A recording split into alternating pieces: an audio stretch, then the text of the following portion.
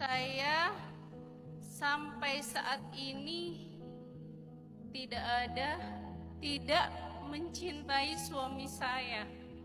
Bahkan pernikahan saya sudah 6 tahun.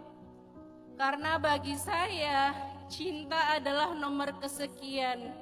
Untuk apa hanya ngomong cinta, tapi bahkan sekarang banyak kan ngomong cinta tapi nyakitin, ngomong cinta tapi selingkuh, ngomong cinta tapi poligami diam-diam. Jadi saya nggak butuh itu, Ustaz.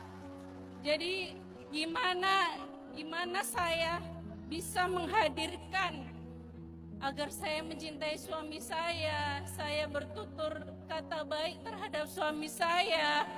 Dan ketika saya benar-benar di titik terendah, saya lelah dengan pekerjaan di luar rumah dan lelah dengan pekerjaan di dalam rumah, saya berkata kasar kepada suami saya.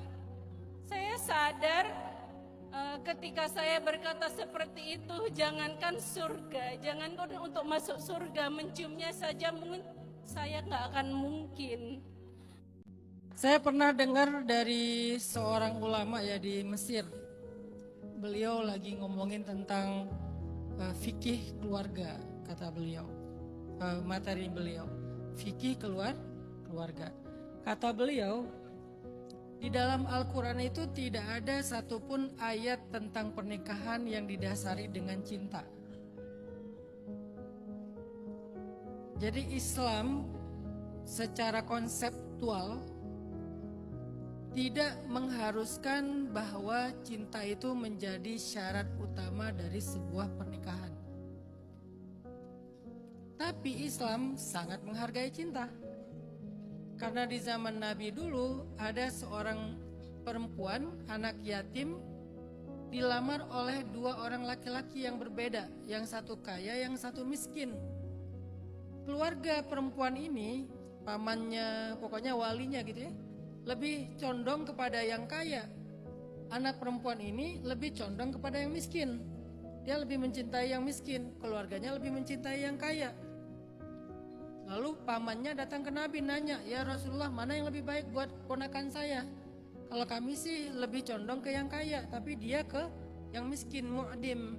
Kami yang musir yang kaya. Kata Nabi, la nura lil mutahabbaini ghairan nikah. Tidak ada jalan yang lebih baik bagi 2 orang yang saling mencintai kecuali menikah. Artinya cinta itu dihargai sekali dalam agama, tapi cinta tidak pernah menjadi syarat utama dalam sebuah hubungan pernikahan. Bagaimana kalau ada rumah tangga yang tidak didasari cinta, atau cinta itu datang dan pergi? Awalnya cinta, nanti bete, terus berkurang, jadi hilang gitu. Apakah rumah tangganya bisa bertahan? Bisa sekali. Karena cinta bukan satu-satunya syarat dan modal bertahan sebuah rumah tangga dalam Islam. Cinta itu kan dalam Islam, dalam bahasa Arab disebut dengan al-ashq atau al-hubb. Sedangkan dalam ayat pernikahan yang disebutkan sakinah, mawaddah, warahmah. Bukan hub. Sakinah itu adalah feeling safe. Ketika kita ngerasa aman, terlindungi, baik laki-laki dengan pemaknaannya maupun perempuan dengan pemaknaannya, feeling safe. Berarti ada sakinah di dalamnya. Mawaddah, merasa diperhatikan, merasa dibela, merasa diprioritaskan. Itu mawaddah dengan pemaknaan perempuan dan dengan pemaknaan laki-laki. Kalau boleh kasih bocoran untuk laki-laki, salah satu hal yang paling mawaddah bagi laki-laki itu adalah penghargaan. Secara penelitian ilmiah, laki-laki lebih menganggap penghargaan ataupun sebuah respek itu lebih dibutuhkan daripada kebutuhan hubungan biologis. Padahal bagi laki-laki kebutuhan biologis itu tinggi loh. Nggak sama dengan perempuan. Kalau perempuan kebutuhan ekonominya yang tinggi.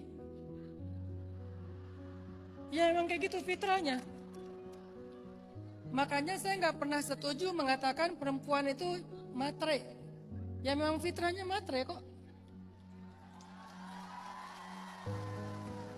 Dan saya juga nggak pernah setuju untuk mengatakan laki-laki itu nafsuan. Emang laki-laki itu nafsuan? Itu fitrah.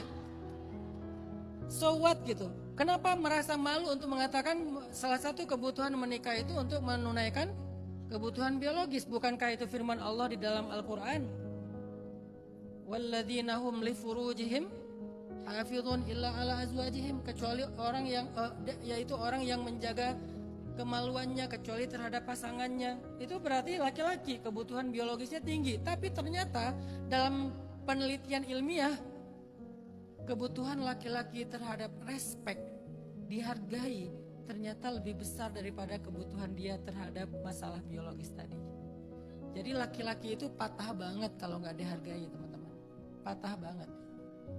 Kalian nggak ngasih hak biologisnya dalam beberapa hari, mungkin dia sakit kepala lah ya. Tapi nggak patah loh. Tapi kalau kalian nggak menghargai dia, patah. Dan itu berat banget buat cowok. Kecuali dia cowoknya nggak cowok kali ya. Kalau cowok sejati yang punya sisi maskulinitasnya ideal, itu tuh fatal sih. Masalah nggak dihargai itu fatal. Makanya gimana pun Kak Febri punya penghasilan lebih, minta nafkah dari suami. Dan hargai walaupun yang diberikan itu kecil.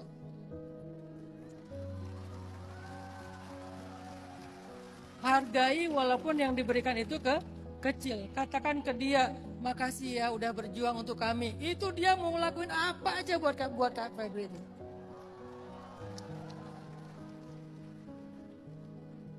Gak tahu ya, mungkin beda-beda orang ya. Saya merasa kalau saya bisa ngasih nafkah buat keluarga, saya itu ngerasa berharga. Bahkan ketika istri saya ngingetin di awal bulan, saya gak tersinggung. Biasa aja. Gak pernah saya pikir, kayaknya dia gak cinta deh sama aku, cuma mengharapkan nafkah doang. Enggak, emang gitu perempuan. Dan istri saya juga gak tersinggung kalau saya mengingatkan dia tentang kebutuhan biologis. Tapi di atas itu dihargai, dibilang makasih ya Baba udah berjuang buat aku sama anak-anak. Itu tuh saya kayak nggak ada liburnya juga nggak apa-apa gitu. Tiba-tiba jadi Superman tuh. Makanya Kak Febri, mawaddah itu modal pernikahan. Dan yang terakhir, rahmah. Apa itu rahmah?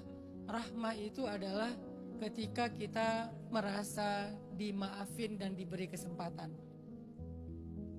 Karena semua kita pernah berbuat salah dan dosa. Rahmah itu adalah memaafkan, mentolerir kesalahan dia selama bukan yang fatal-fatal banget gitu. Pun kalau fatal, selama dia bertobat dengan tobat yang serius, ya gak ada salahnya juga ngasih kesempatan. Itulah rahmah. Kalau istri sekali berbuat salah langsung diungkit-ungkit terus, berarti gak ada rahmah dalam rumah tangganya. Suami sekali berbuat salah diungkit-ungkit terus, berarti tidak ada rahmah dalam keluarga itu. Jadi sakinah adalah feeling safe, mawaddah adalah merasa diperhatikan, dibela, diprioritaskan dengan pemaknaan masing-masing. Rahmah itu adalah merasa selalu dimaafin. Ya udahlah, nggak apa-apa gitu. Ya udahlah, nggak apa-apa. Masakannya kurang enak, ya udahlah. Mungkin nafkahnya bulan ini lagi turun, ya udahlah. Biasanya 50 sekarang jadi 45 juta, ya udahlah gitu. Jadi ditolerir gitu kekurangan dan kesalahannya tuh.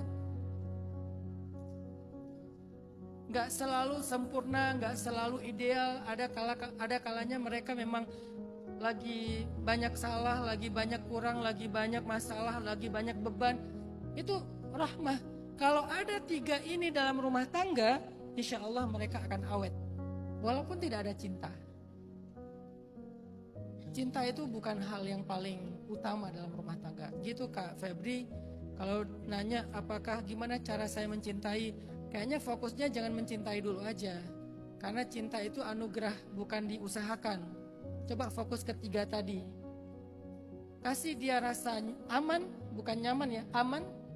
Gak perlu khawatir, karena kekhawatiran itu merusak rumah tangga. Kedua, bikin dia merasa memang diutamakan, dimuliakan. Dan yang ketiga, kalau dia ada salah, maafkan dia. Insya Allah rumah tangganya akan awet. Allahu a'lam.